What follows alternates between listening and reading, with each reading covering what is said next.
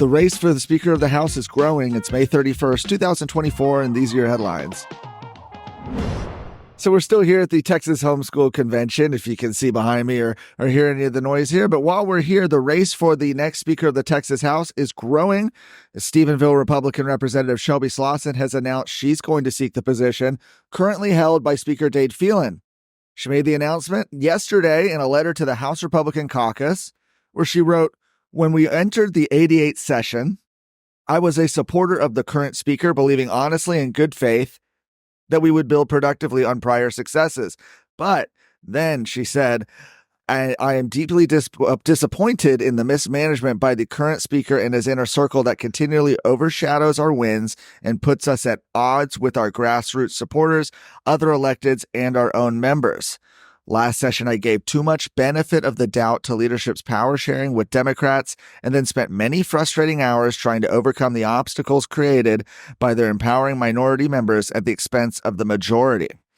She's talking about the fact that Democrats have, of course, been placed in leadership positions as chairs of powerful committees in the Texas House against the wishes of the Republican Party of Texas, against the wishes of conservative voters.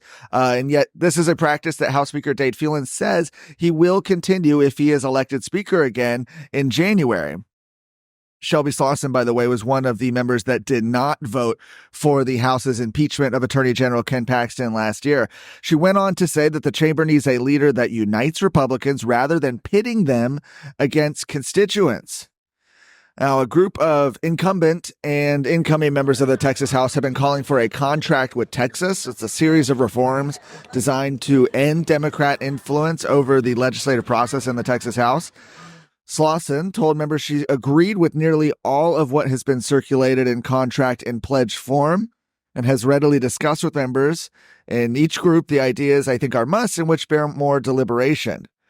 Now, Representative Tom Oliverson, who announced his candidacy for Speaker in March, welcomed Slawson to the race. In a post on X, he said, "I welcome another reformer into the race for Speaker of the Texas House and applaud Shelby Slawson for her honest appraisal of the status quo and optimism for the future." Phelan, of course, has said he will run for re-election for Speaker in 2025 following his narrow victory in the runoff on Tuesday.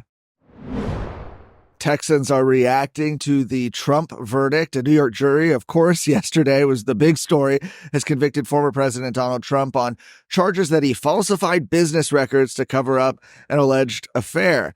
Now, Texans have stepped forward to denounce the trial and the verdict immediately. You had people like Governor Greg Abbott wrote, "This was a sham show trial. The kangaroo court will never stand on appeal." Said Americans deserve better than a sitting U.S. president weaponizing our justice system against a political opponent, all to win an election. He said we must fire Joe Biden in November. Dan Patrick, who is the chair of Trump's campaign here in Texas, said that the guilty verdict against President Trump is an absolute travesty of our judicial system, adding that there was no crime and the prosecution's star witness was a convicted liar and an admitted thief. Attorney General Ken Paxton says that from the beginning of the sham trial, he has stood by President Trump and that his support for him is stronger than ever.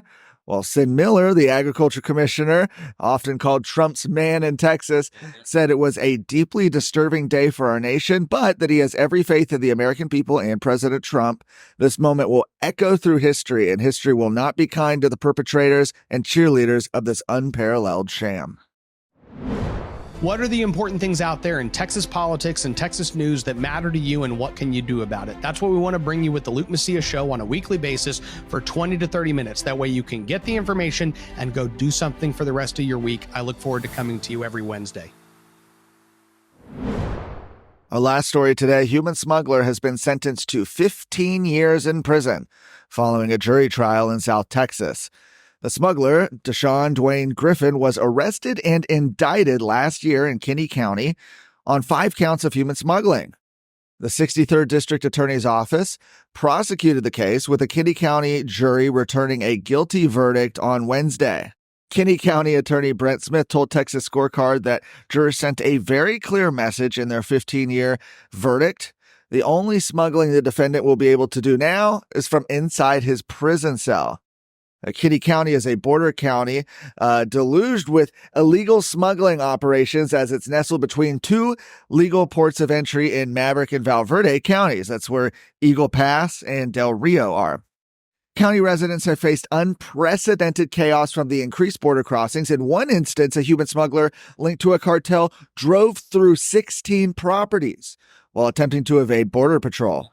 The property owner suffered an estimated $150,000 in damage. There have been over 7 million Border Patrol encounters with illegal aliens since President Joe Biden took office, according to publicly available data, and that doesn't include gotaways. Kinney County officials have asked the governor to call a special legislative session for the purpose of creating a statewide border force to handle border-related crimes. For more of today's stories, go to TexasScorecard.com.